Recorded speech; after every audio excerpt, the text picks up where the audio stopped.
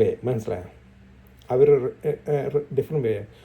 അങ്ങനെ ഇത് കാണുമ്പോൾ ആരെങ്കിലും പോയി സ്നിച്ച് ചെയ്യും, കഴിഞ്ഞാൽ പിടിപ്പിച്ച് കൊടുക്കും. പിടിപ്പിച്ച് കൊടുക്കുമ്പോഴാണ് റോമക്കാർ വന്ന് സെർച്ച് ചെയ്ത് നോക്കുന്നത്. കണ്ടുപിടിക്കുമ്പം പേഴ്സിക്യൂഷൻ ഉണ്ടാകുന്നത് മരത്തിലൊക്കെ വെച്ച് കെട്ടിയിട്ട് മണ്ണെണ്ണ ഒഴിച്ച് കത്തിക്കുക ജീവനോടെ, അല്ലെങ്കിൽ പിടിച്ച് ആനിമൽസ്, വൈൽഡ് ആനിമൽസിൻ്റെ മുമ്പിലിട്ടിടും. അങ്ങനെ ഒത്തിരി ഡിഫറെൻറ്റ് വേ ഓഫ് ടോർച്ചറിങ്. ആദ്യം ടോർച്ചർ ചെയ്യുന്നതിന് ഇവരെ മരത്തെ പിടിച്ച് കെട്ടി എണ്ണ ഒഴിക്കും. എണ്ണ ഒഴിച്ചിട്ട് അവർ പറയും, ഞങ്ങളുടെ ഈ ദൈവത്തെ സേവിക്കാൻ നിങ്ങൾക്ക് ഇഷ്ടമുണ്ടോ എന്ന് ചോദിക്കും. ത്രൂ സെപ്പറേഷൻ അവർ പറയും പറ്റത്തില്ല, ഞങ്ങൾക്ക് ഒരു ദൈവത്തെ സേവിക്കത്തുള്ളൂ എന്ന് പറയും. അന്നേരം ലൈറ്റ് കത്തിക്കുക, അന്നേരം ഇത് കത്തിക്കുക. മനസ്സിലായി? അപ്പം അങ്ങനെയുള്ള ഒരു സഭയ്ക്കാണ് പൗലോസ് അപ്പോസ്തലൻ എഴുതുന്നത്. മനസ്സിലായോ?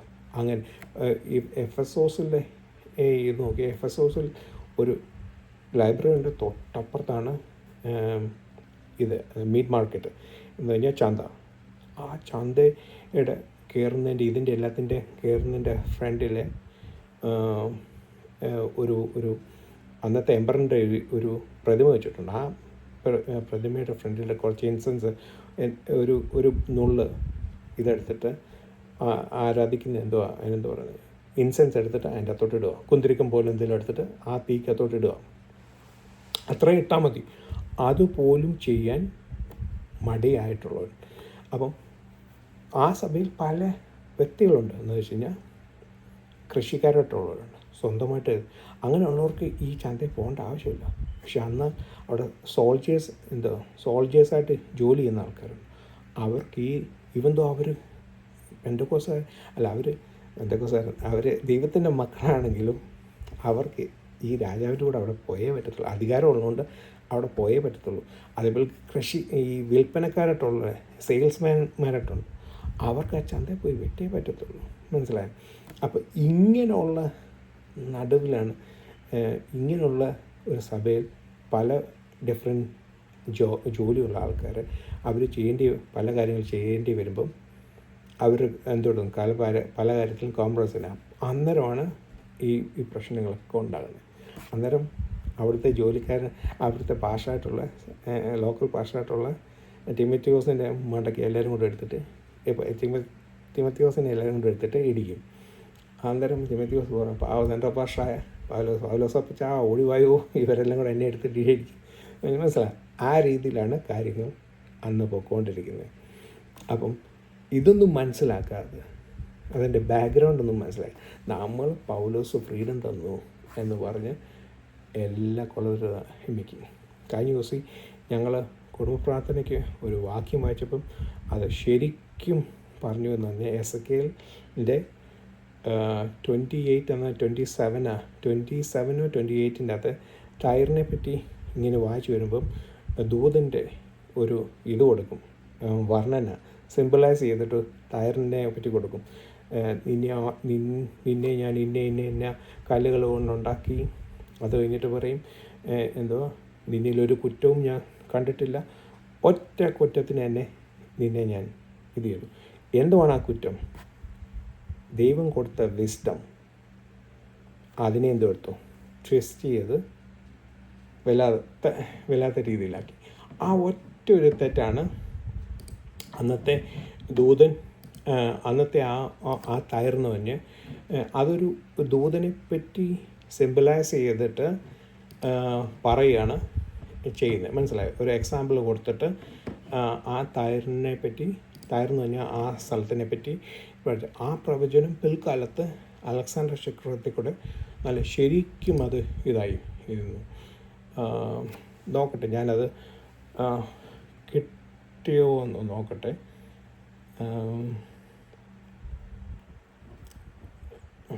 അപ്പം എനിവേ ആ ദൂതൻ്റെ ഒറ്റ കുഴപ്പം എന്ന് പറഞ്ഞാൽ ഏതൊരു കാര്യം ഇതായിരുന്നോ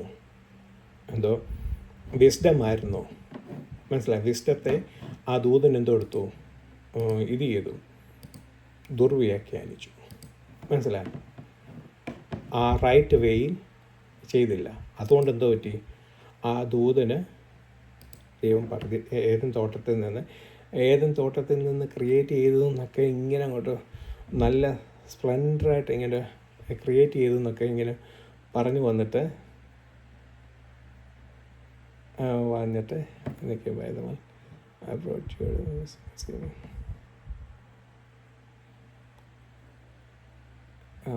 ഇത് അന്നേരം ഞാൻ അത് നോട്ട് ചെയ്ത് വെച്ചായിരുന്നു. പക്ഷെ അത് വേറെ ഭാഗത്താണ് ഞാൻ എഴുതി വെച്ചേക്കുന്നത്. പക്ഷെ ആ ദൂതനോടുള്ള ഒറ്റ കുഴപ്പമെന്ന് വെച്ച് കഴിഞ്ഞാൽ ആ ദൂതൻ ചെയ്തത് എന്താ പറ്റി?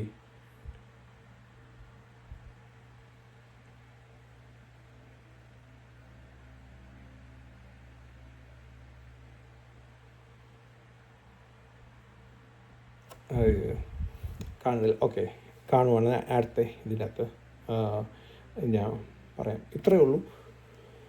വിസ്റ്റത്തെ, ദൈവം കൊടുത്ത വിസ്റ്റത്തെ ട്വിസ്റ്റ് ചെയ്ത് പുള്ളിയുടെ ഇതായിട്ട് പുള്ളിയുടെ എന്താണെന്ന് വെച്ച് കഴിഞ്ഞാൽ ഇന്നത്തെ കാലത്ത് നമ്മളത് പറയുവാണ്, നമ്മളുടെ തെറ്റിനെ ദൈവം നമുക്ക് തന്ന ജ്ഞാനത്തെ ട്വിസ്റ്റ് ചെയ്ത് നമ്മളുടെ ഓൺ രീതി നമ്മളത് എക്സ്പ്ലെയിൻ ചെയ്ത് നമ്മളുടെ തെറ്റിനെ കവറപ്പ് ചെയ്യാൻ വേണ്ടി വയ്ക്കുന്നത് എന്ന് കഴിഞ്ഞാൽ ത്രൂ നമ്മൾ സെപ്പറേഷൻ കാത്ത് സൂക്ഷിക്കേണ്ട സ്ഥലത്ത് നമ്മൾ സെപ്പറേഷൻ കാത്ത് സൂക്ഷിക്കാതെ ഇരുന്നിട്ട് ദൈവം തന്ന വചനത്തെയും ദൈവം തന്ന ജ്ഞാനത്തെയും ട്വിസ്റ്റ് ചെയ്ത് മനസ്സിലായി നമ്മളുടെ തെറ്റിനെ അംഗീകരിക്കാനായിട്ട് മനസ്സിലായി നമ്മളുടെ തെറ്റ് നോർമലാണെന്ന് കാണിക്കാൻ വേണ്ടി. പക്ഷേ ഇതിനുള്ള എക്സാമ്പിൾ ഞാൻ പറയുന്നത്, പക്ഷേങ്കിൽ എക്സാമ്പിൾ പറഞ്ഞു പോയി കഴിഞ്ഞാൽ അത് റോങ് വേയിലാവുമെന്ന് എടുക്കുമെന്നൊരു പേടി. അതുകൊണ്ടാണ് ഇപ്പം നമ്മളൊരു തെറ്റ് ചെയ്യുക, മനസ്സിലായോ? നമ്മൾ തെറ്റി ഇപ്പം നമുക്ക് ചെയ്തു കൂടാത്തൊരു തെറ്റ്, ഇപ്പം എന്താ പറയുന്നത്, ഓക്കെ, കള്ളു കുടിക്കാൻ പറ്റത്തില്ല, ഓക്കെ എന്ന് പറയട്ടെ, ഒരു എക്സാമ്പിളായിട്ട് കള്ളു കുടിക്കാൻ പറ്റത്തില്ല. ദൈവം നമുക്ക് ജ്ഞാനം തന്നിട്ടുണ്ട്, ബൈബിളിൽ കൂടെ എല്ലാം പറഞ്ഞിട്ടുണ്ട് കള്ളു കുടിക്കാൻ പറ്റത്തില്ല, ഓക്കെ. പക്ഷെ നമ്മളെന്തെടുത്തു, ആ പറഞ്ഞ ദൈവത്തിൻ്റെ ഇതിനെ നമ്മളത് ട്വിസ്റ്റ് ചെയ്തിട്ട് വീഞ്ഞു കുടിച്ച് മത്തരാവരില്ലെന്നേ ഉള്ളൂ. പക്ഷെ 1-2 സിപ്പ് എടുക്കുന്നുണ്ട്, കുഴപ്പമില്ല. പക്ഷെ മത്തരാവാതിരുന്നാൽ മതി. കാരണം നമ്മുടെ തെറ്റിനെ നമുക്കത് കുടിക്കണം. ആ തെറ്റിനെ ന്യായീകരിക്കാൻ വേണ്ടി ദൈവം തന്ന ജ്ഞാനത്തെ ട്വിസ്റ്റ് ചെയ്ത് നമ്മുടെ ഓൺ രീതി വളച്ചെടുത്ത് കൊണ്ടുവന്നിട്ട് ഈ ഒറ്റ തെറ്റ് ചെയ്തുള്ളൂ ആ ദൂതൻ. അതുകൊണ്ട് എന്ത് പറ്റി, അടിച്ചു വെളിക്കളഞ്ഞു. അതേപോലെക്കാണ് തൈർ ചെയ്തത്. അതുകൊണ്ട് എന്ത് പറ്റും, തൈറിനെ എന്താ പറ്റി, ഉന്മൂലനാശം വരുത്തി. ഏത് സമയത്ത് പല രാജാക്കന്മാർ, നെബൂഖദ്നേസർ ഉൾപ്പെടെ പലരും നോക്കി, നടന്നില്ല.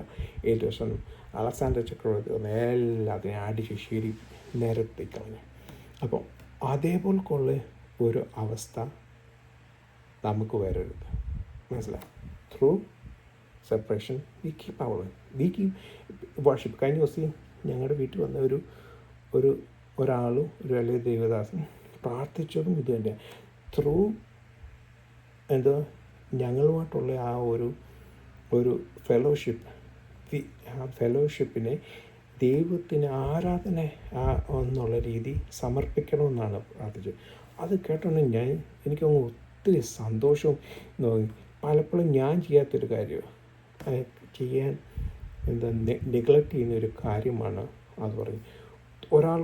മറ്റൊരാളുമായിട്ടുള്ള ആ ഒരു friendship, through friendship me giving glory and honour to ദൈവമായിട്ടുള്ള വർഷിപ്പ്. അന്നേരമാണ് ഞങ്ങളുടെ കൂടി ജോലി ചെയ്യുന്ന ആ വ്യക്തി, ആ പുള്ളിയുടെ ത്രൂ വെജിറ്റേറിയൻസ് ഈ ഗീവ് വർഷിപ്പ് ടു ഗ്ലോറി എന്ന് പറയുന്നില്ല. Through my separation, through my fellowship with another person,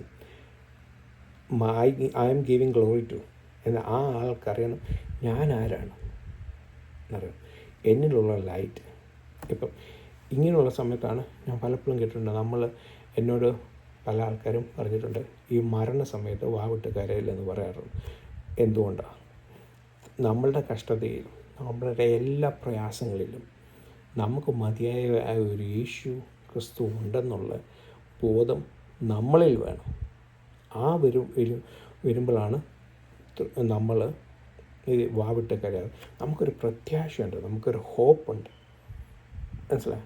ആ ഹോപ്പ് ഇല്ലാത്ത ജാതികളെ പോലെ നമ്മൾ കരയരുത്. അപ്പം കഴിഞ്ഞ ദിവസം ഈ ഒരു പാഷങ്ങൾ ഞങ്ങളുടെ പാഷങ്ങൾ ഒരു ദിവസം ഒരു ആൾക്ക് ഒത്തിരിയും പേരും മരിച്ചു പോയ സമയത്തും ആ ദേവദാസൻ ഒരു പാട്ട് പാടി, ഈ ഒരു പാട്ടിലൂടെ പാടിയെന്നൊക്കെയുള്ള ഒരു സാക്ഷ്യം ഞങ്ങളുടെ പാഷങ്ങൾ പറയുന്നുണ്ട്. അപ്പം അത്രയും ഒരു ഡെഡിക്കേഷൻ, ലൈക്ക് നമ്മുടെ വേണ്ടപ്പെട്ടവരെല്ലാം മരിച്ചു കിടക്കുക ത്രൂ, ലൈക്ക് ഇപ്പം എക്സാമ്പിളായിട്ട് പറയുകയാണെങ്കിൽ ഭാര്യയും മക്കളും എല്ലാം മരിച്ചു കിടക്കും. ആ സമയത്തും ദൈവത്തെ നമ്മൾ കരഞ്ഞ് ഹോപ്പില്ലാത്ത ആൾക്കാരെ പോലെ അലറി വിളിക്കാതെ, അലറി വിളിച്ച് കരഞ്ഞ് ഇതാക്കാതെ നമ്മളൊരു പാട്ടോടുകൂടി നമ്മൾ സ്ട്രോങ് ആയിട്ട്, യെസ് നമുക്ക് ഇതുണ്ട്, പക്ഷെ നമുക്കൊരു ഹോപ്പുണ്ട്. നാളെ ഈ ആൾക്കാർ സ്വർഗത്തിൽ നമ്മളോടുകൂടെ കാണും എന്നുള്ളൊരു ഹോപ്പുള്ളതുകൊണ്ട്, പ്രത്യാശയോടെ. What is the difference between us and them? Even സ്വന്തം ഭാര്യ മക്കളും മരിച്ചു കിടക്കുമ്പോൾ പോലും ആ ഡെഡിക്കേഷൻ, ആ ഒരു സെപ്പറേഷൻ നമ്മൾ കാണിക്കണമെന്നൊക്കെ പല ആൾക്കാരെ കാണിക്കണമെന്നൊക്കെ ഞാൻ കേട്ടിട്ടുണ്ട്. അപ്പം അത്ര മാത്രം ഡെപ്താണ് നമ്മളുള്ളത്. വായ്, മനസ്സിലായോ?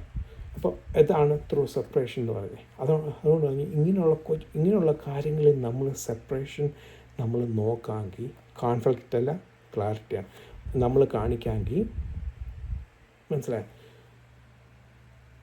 നമ്മൾ ഹോളി ആൻഡ് കോമൺ ഡിഫറൻസ് നടത്തുക. Through our separation we give worship to, അങ്ങനത്തുള്ള സിമ്പിളായിട്ടുള്ള കാര്യം മനസ്സിലായി. അതല്ലാതെ ട്വിസ്റ്റ് ചെയ്ത് അത് ചെയ്യേണ്ട, ഇത് ചെയ്യേണ്ട, അങ്ങനെയുണ്ട് ഇങ്ങനെയുണ്ട് എന്നൊക്കെ പറഞ്ഞ് ഒത്തിരി ദുർവ്യാഖ്യാനിച്ച് ഈ ജനത്തിൻ്റെ മണ്ടയ്ക്ക് ഫിയറിട്ട് വരുത്തുന്നതുകൊണ്ടാണ് എല്ലാവർക്കും ഇന്ന് വിശുദ്ധിയും സെപ്പറേഷനും പറയുമ്പോൾ പേടിയായിട്ട് വരുന്നു. Basically it's simple. അത് ഓരോ ആൾക്കാരും അവരവരുടെ ജീവിതത്തിലെ ലൈഫ് അസസ് ചെയ്തിട്ട് ചെയ്യാമെങ്കിൽ ഈസി ആയിരിക്കും. മനസ്സിലായോ? അത്രയേ ഉള്ളൂ സെപ്പറേഷൻ. ആ ഒരു സെപ്പറേഷൻ മേലുള്ള വെള്ളവും താഴെയുള്ള വെള്ളத்தைയും തമ്മിൽ റക്കിയ, ബെറ്റ്വീൻ മേലുള്ള ബെറ്റ്വീൻ റക്കിയ കൊണ്ടുവന്ന് ദൈവം ഗാഡ് ഫാഷൻ ചെയ്ത് നമുക്ക് വേണ്ടി കീപ്പ് ചെയ്ത് നമ്മളെ എത്ര വെൽ പ്രൊട്ടക്റ്റഡായിട്ട് നമ്മളെ ദൈവം കീപ്പ് ചെയ്തേക്കുന്നത് അല്ലേ?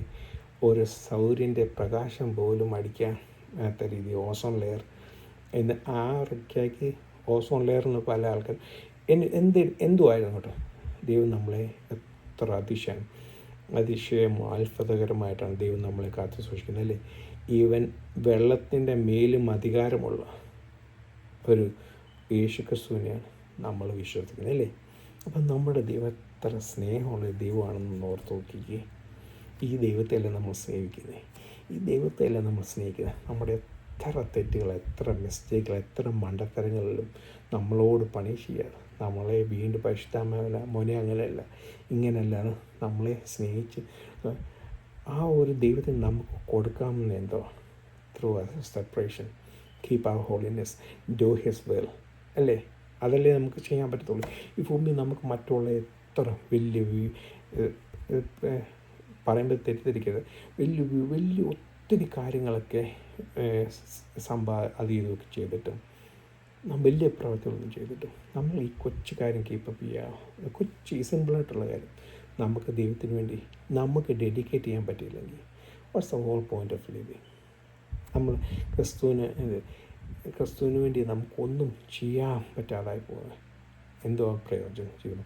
ഓക്കെ, അപ്പം ഇപ്പം നമ്മൾ ബദലിനെ പറ്റി പഠിക്കണം. അടുത്ത അപ്പോൾ അതേപോലെ ഈ ഹോളിനെസ്സിനെ വെസലും ഇതുമായിട്ട് പഠിക്കുമ്പം എന്തോ ഈ ഹോളിനെസ് നമ്മുടെ എം ടി ആയിട്ടിരിക്കുന്ന വെസലിലോട്ട് ഹോളിനെസ് പോർ ചെയ്ത് ഇടുന്നതായിട്ടാണ് മനസ്സിലായി. എം ടി കഴുകി വെടുപ്പാക്കിയ പാത്രത്തിലോട്ട് ഹോളിനെസ്, അഴുക്ക് പാത്രത്തിലോട്ട് നമ്മളിത് ഇപ്പം നമ്മൾ ലെറ്റ്സ് ഒരു ഐസ്ക്രീം ഇടുക, അഴുക്കായ പാത്രത്തിലോട്ട് നമ്മൾ ഇടുമോ? ഇല്ല, കഴുകി വൃത്തിയാക്കി നല്ല പാത്രത്തിലോട്ട് എന്ന് പറയുന്ന പോലെ നല്ലത്. പക്ഷെങ്കിൽ ഇവിടെ ഒരു കുഴപ്പമുണ്ട്. വി എന്നുള്ളത് നേരെ അശുദ്ധിയായപ്പോൾ കപ്പ് ഇങ്ങനെയാണെങ്കിൽ ഇരിക്കുന്നുണ്ടെങ്കിൽ ഹോളിനെസ് ഒഴിക്കുന്നുണ്ടെങ്കിൽ താത്ത തട്ടി വെളിയിലെല്ലാം പോകും. ദുർഭംഗം. നമ്മൾ ആ കപ്പ് ഇങ്ങനെ വയ്ക്കുക, കഴുകി വൃത്തിയാക്കി. അതാണ് വേറെ ഈ ഹോളിനെസ്. ഈ ബദൽ എന്ന് പറഞ്ഞ വേർഡ് ടെറുമേ കൂടെ ഇത് തിരിച്ചിടുമ്പം വരുന്നതിൻ്റെ അർത്ഥം അങ്ങനെ. അതിൻ്റെ ഷഫാഖ് എന്ന് പറയും. ആ വേർഡിൻ്റെ മീനിങ് എന്ന് പറഞ്ഞാൽ ഒരു പാത്രം കഴുകി വൃത്തിയാക്കിയ പാത്രത്തിൽ അതോടെ ഹോളിനെസ് പോർ ചെയ്ത് ഇടുന്നതായിട്ടാണ് അതിൻ്റെ എക്സ്പ്ലനേഷൻ. ഓക്കെ, അടുത്തതായിട്ട് നമുക്ക് നോക്കുന്നത് ബെയിൻ. ബെയിൻ എന്ന് പറഞ്ഞ ഒരു വാക്ക്